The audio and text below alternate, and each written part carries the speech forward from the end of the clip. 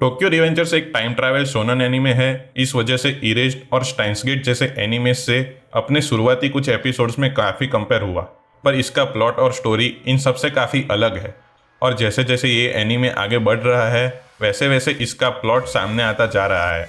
और इस वीडियो में हम इसके प्लॉट और स्टोरी के बारे में ही बात करेंगे और क्यों टोक्यो रिवेंजर्स 2021 का one of the best anime बन सकता है इसके बारे में भी बात करेंगे।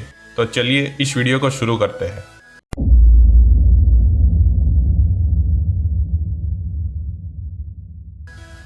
टोक्यो रिवेंजर्स की स्टोरी तब शुरू होती है जब टोक्यो मांजी गैंग यानी कि टोमान की वजह से हमारे मेन कैरेक्टर जो फिलहाल 26 साल का है उसकी 12 साल पुरानी गर्लफ्रेंड ताचिबाना हिनाटा और उसका भाई नाओटो मारा जाता है। और उसके बाद हमारा मेन कैरेक्टर ताकेमिची अचानक किसी तरह से समय में 12 साल पीछे चला जाता है जहां पर इस चीज़ की शुरुआत हुई थी। और किसी तरह से वो फ्यूचर में नाओटो को बचाने के लिए कामयाब हो जाता है और उसे फ्यूचर में वापस आकर पता चलता है कि उसे हिनाटा को बचाने के लिए टोमान को बड़ा ग्रुप बनने से रोकना होगा। और इसी वजह से वो वापस पास्ट में जाता है ताकि वो हिनाटा को बचा सके। पर इसकी स्टोरी इससे कई ज़्यादा कॉम्प्लेक्स है और जैसे जैसे ये शो आगे बढ़ रहा है वैसे वैसे इसमें नए कैरेक्टर्स और नए चैलेंजेस सामने आ रहे हैं। तो सबसे पहले अगर हम टोक्यो रिवेंजर्स के जॉनरा की बात करें तो टाइम ट्रैवल होने के बावजूद ये इसका मेन जॉनरा नहीं है। इसका मेन जॉनरा डिलिक्वेंट और शोनन है। और टोक्यो रिवेंजर्स के प्लॉट और स्टोरी को एक्सप्लेन करने से पहले हम डिलिक्वेंट जॉनरा के बारे में बात करते हैं। तो डिलिक्वेंट जॉनरा ज़्यादातर गैंग वॉर्स, स्कूल बुलीज जैसे अंडर एज क्राइम के रूप में हमें कई जगह पर एनिमेस में दिखा है, पर ऐसी कई कम स्टोरीज है जिसका मेन जॉनरा डिलिक्वेंट हो। ये एक काफ़ी अंडररेटेड जॉनरा है और इसी वजह से इसके काफ़ी कम एनिमे एडेप्टेशंस हमें दिखे हैं, और वो भी सिर्फ ऐसे मांगास की जिसमें डिलिक्वेंट के साथ साथ दूसरे जॉनरास भी मिक्स हो। यानी कि हमें गिनती के कुछ ही डिलिक्वेंट एनिमेस देखने को मिले हैं। और अगर हम प्योर डिलिक्वेंट जॉनरा की बात करें तो इसमें बेस्ट चीज़ होती है इसके बैडेस्ट कैरेक्टर्स, इसकी हैंड टू हैंड कॉम्बैट्स और गैंग वॉर्स। और ये सब स्टोरीज काफ़ी डार्क होती है और इसीलिए इस डार्क टोन के कारण इसमें थोड़ी सी कॉमेडी भी ऐड की जाती है। और ये सारी चीज़ें हमें टोक्यो रिवेंजर्स में देखने को मिली है। टाइम ट्रैवल होने के बावजूद भी इसका मेन जॉनरा डिलिक्वेंट है। और टोक्यो रिवेंजर्स एक बेस्ट एग्जांपल है कि अगर डिलिक्वेंट स्टोरीज को अच्छे से दिखाया जाए तो वो कितनी फेमस हो सकती है। टोक्यो रिवेंजर्स के पास वो सारी चीज़ें हैं जो एक डिलिक्वेंट स्टोरी के पास होनी चाहिए। एक मेन कैरेक्टर जो इतना पावरफुल ना हो पर चाहे कुछ भी हो जाए कभी हार नहीं मानता हो। माइकी और ड्रेकन जैसे बेडेस्ट कैरेक्टर्स जो मेन कैरेक्टर को भी पीछे छोड़ दे। काफ़ी ज़बरदस्त गैंग्स और गैंग्स वॉर्स और काफ़ी बड़े लेवल पर खून खराबा। यानी कि टोक्यो रिवेंजर्स का प्लॉट काफ़ी डार्क है और ये चीज़ हमें पहले ही एपिसोड में पता चल जाती है क्योंकि इसकी शुरुआती नाओटो और हिनाटा की डेथ से हुई थी। पर इसके अलावा भी कुछ हद तक स्टोरी में टोन मेंटेन करने के लिए इसमें रोमांस और कॉमेडी डाले गए हैं, लेकिन वो भी काफ़ी कम। यानी कि ये स्टोरी बताती है कि डिलिक्वेंट जॉनरा के दम पर भी हमें काफ़ी अच्छी स्टोरी दिख सकती है और शायद फ्यूचर में टोक्यो रिवेंजर्स की वजह से हमें और भी डिलिक्वेंट स्टोरीज देखने को मिले। अब हम इसके कैरेक्टर्स की बात करें तो ताकेमिची जो इस स्टोरी का प्रोटैगनिस्ट है वो इस पूरी स्टोरी में लाइट ऑफ होप का काम करता है। इसके शुरुआती एपिसोड्स में ही हमें पता चल जाता है कि ये स्टोरी सिर्फ हिनाटा को बचाने की नहीं है, क्योंकि हिनाटा को बचाने के लिए ताकेमिची को उस हर एक को बचाना होगा जिसकी वजह से टोमान और माइकी गलत पाथ पर चले गए।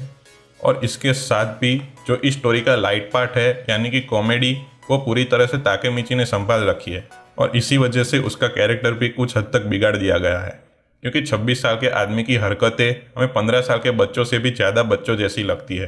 पर जब स्टैंड लेने की बात आती है तब ताकेमिची किसी के भी सामने अपना स्टैंड लेता है और इसी वजह से हमें काफ़ी ज़बरदस्त मोमेंट भी देखने को मिलते हैं और यही इस स्टोरी का बेस्ट पार्ट भी है। और ताकेमिची के अलावा भी हर एक साइड कैरेक्टर काफ़ी वेल रिटर्न है और माइकी और ड्रैकन इस चीज़ का बेस्ट एग्जाम्पल है। और इसके अलावा भी और भी ज़बरदस्त कैरेक्टर्स हमें देखने को मिलने वाले हैं और इसकी स्टोरी से भी ज़्यादा इसके कैरेक्टर्स आपको पसंद आएंगे जो डिलिक्वेंट मांगा का एक बेस्ट पार्ट होता है। क्योंकि डिलिक्वेंट स्टोरीज ज़्यादातर अपने कैरेक्टर्स के आसपास ही बिल्ड होती है। ये कैरेक्टर्स भी डिलिक्वेंट्स होने के कारण नेगेटिव रोल में हमें दिखने वाले हैं और इसी वजह से आपके लिए ये फैसला लेना मुश्किल हो जाएगा कि इनमें से सच में अच्छा कैरेक्टर्स कौन सा है। और इस शो के दूसरे कैरेक्टर्स के बारे में हम बाद में बात करेंगे क्योंकि इसके कैरेक्टर्स अभी अच्छे से हमें इंट्रोड्यूस नहीं हुए। और कुछ लोगों के हिसाब से इस एनीमे में अभी तक हमें ये नहीं दिखाया गया कि इस स्टोरी का मेन विलन कौन है। पर सच में ये स्टोरी विलन और हीरो की बिल्कुल भी नहीं है। ये स्टोरी सिर्फ इसी बारे में है कि ताकेमिची अपने एक्शन से कितनों को बचा सकता है और कितने लोगों को डार्कनेस से बाहर ला सकता है। पर फिर भी अगर आप मेन विलन को देखना चाहते हैं तो वो आपके सामने ही है, पर आपको ये तय करना है कि आप उसे विलन मानेंगे या नहीं, और वो है माइकी। माइकी ही टोमान का लीडर है ऐसा हमें दिखाया गया है, और टोमान की वजह से ही हिनाटा की जान गई थी। पर ताकेमिची ये मानने को तैयार नहीं है कि माइकी यानी कि सानो मांजीरो फ्यूचर में किसी का भी मर्डर कर सकता है। यानी कि माइकी कोई विलन नहीं है, पर ताकेमिची के लिए सबसे बड़ा चैलेंज हो सकता है, और इसीलिए ये आपके ऊपर है कि आप माइकी को इस स्टोरी में किस तरह से देखते हैं।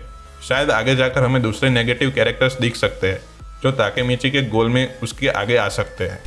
अब अगर हम इसके एनिमेशन और आर्ट स्टाइल की बात करें तो इसका एनिमेशन ओवरऑल काफ़ी अच्छा है, पर इसकी आर्ट स्टाइल और कैरेक्टर डिज़ाइन अच्छी होने के बावजूद थोड़ा सा मांगा का डार्क टोन खोते हुए हमें दिख रही है, क्योंकि डिलिक्वेंट स्टोरी होने की वजह से इसमें जो वायलेंस दिखने वाला है उसमें शायद ये आर्ट स्टाइल मांगा के सामने थोड़ी सी कम डार्क लगती है। पर अभी भी ये एनीमे उस स्टेज पर नहीं पहुंचा जहां पर हमें उसके डार्क टोन की ज़रूरत पड़े, इसीलिए शायद आगे जाकर हमें चीज़ें बदलती हुई दिख सकती है। और आपने ये वीडियो पूरा देख लिया है तो आप सोच रहे होंगे कि मैं बार बार डिलिक्वेंट वर्ड का यूज़ क्यों कर रहा हूँ। तो इसका रीज़न है कि अभी भी majority of audience Tokyo Revengers को एक टाइम ट्रैवल जॉनरा में ही समझ रही है, जो इसका सिर्फ एक छोटा सा पार्ट है। इसमें ना तो टाइम ट्रैवल के बारे में कुछ एक्सप्लेन किया गया है और ना ही इसके कॉन्सिक्वेंसेस के बारे में बताया गया है, और ना ही ये टाइम ट्रैवल की कॉम्प्लेक्सिटी को दिखाता है। यानी कि इसका मेन प्लॉट सिर्फ और सिर्फ डिलिक्वेंट जॉनरा में है, और आगे जाकर हमें ये अच्छे से दिखेगा, और सिर्फ स्टोरी के लिए हमें ये टाइम ट्रैवल दिखाया गया है। तो अगर आप इस स्टोरी को अच्छे से एंजॉय करना चाहते हैं और डिलिक्वेंट स्टोरीज के बारे में जानना चाहते हैं, और अगर आप मांगा पढ़ने में कंफर्टेबल है तो आपको इसकी मांगा पढ़नी चाहिए, क्योंकि ऐसी कुछ ही स्टोरीज होती है जिसमें मांगा का एडेप्टेशन चाहे कितना भी अच्छी तरह से किया जाए, मांगा हमेशा सुपीरियर ही रहेगी। और डोक्योमांजी रिवेंजर्स की मांगा भी उन्हीं में से एक है।